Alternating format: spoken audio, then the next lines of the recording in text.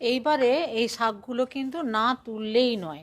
এই যে উপরে বীজ বীজ হয়ে যাচ্ছে না, এবারে আস্তে আস্তে পাতাগুলো কি হবে, পাতাগুলো এই রকম হয়ে যাবে, আর তখন তো আর খাওয়া যাবে না, তাই না?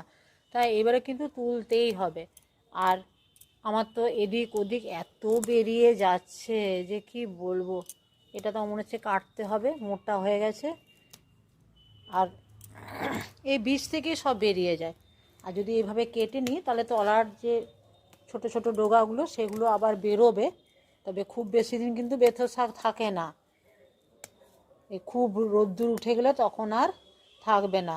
এগুলো সাধারণত কোথায় হয় জানেন? আলু বিলে। এই দেখুন বালতিতে আবার খানিকটা তুলেছি, এইটা আবার হয়ে গেছিলো আমার ড্রাগন গাছের কাছে, দেখতে পেয়েছেন তো। আর এইটুকু জায়গা এত হয়ে গেছে, তো আপনারাও এইভাবেই লাগান, না হলে কী হবে বলুন তো, বাড়িতে অর্গানিকভাবে শাকটা তো খেতে পাবেন, তাই না? কিছু কিছু ডাল এত মোটা হয়ে গেছে, যেমন এগুলো এগুলো এই কাটার দিয়ে কাটতে হবে বা কাঁচি দিয়ে কাটতে হবে। আর যেগুলো কচি আছে সেগুলো কিন্তু কাটা যাচ্ছে, তো হাতে করেই কাটা যাচ্ছে। হাতে করে কাটলে অসুবিধা নেই, তবে খুব যত্ন করে করতে গেলে কিন্তু একটু কাঁচি দিয়ে দিয়ে সমান সমান করে করলে সেটা ভালো। তবে হাতে করে অসুবিধা নেই, সাইড দিয়ে আবার ডাল বেরিয়ে যাবে। আর কত শাক হয়েছে দেখুন,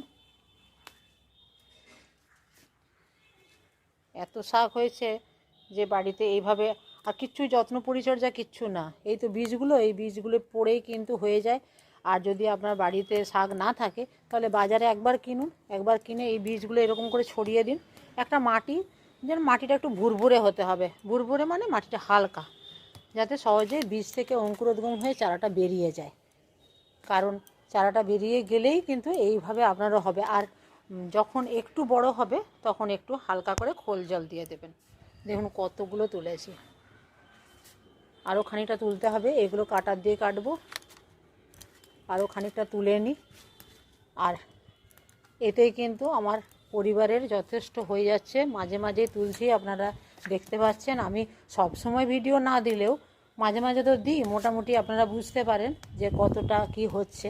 আর গাছ এই বীজ ছড়ানো বলতে কিন্তু আমার এই দুটো জায়গাতেই ছড়িয়েছি, বাকি কোথাও যদি হয় নিজের থেকে হয়েছে, কিন্তু সেগুলো অত ভালো হয়নি, যত্ন পরিচর্যাও নেই। এই যে দেখুন এগুলো।